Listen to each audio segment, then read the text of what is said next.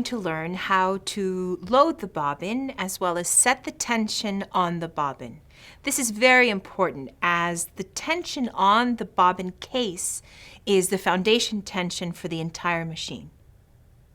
To insert the bobbin, you want to make sure that the thread is falling off the top of the bobbin. Placing it in the bobbin case, you'll take your thread through the groove and around the tension spring. Now, let's check the tension of our bobbin case. In the small of your hand, you will place your bobbin case with the bobbin facing up.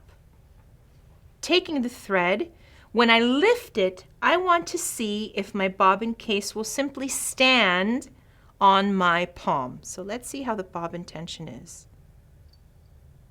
This is good tension.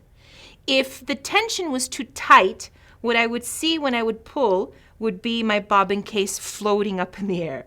If it was too loose, when I would pull, I would see the bobbin case still lying on my hand.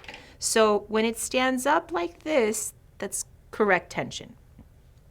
But let's say I do need to correct the tension on my bobbin case. There are two small screws, a small and a large screw located on your bobbin case.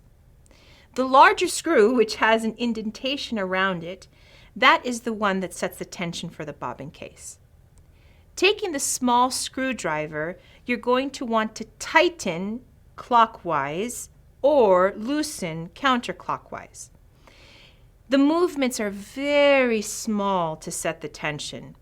Like the tick of a clock, about a millimeter.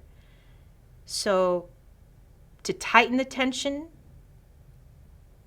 to loosen the tension, they're very small movements.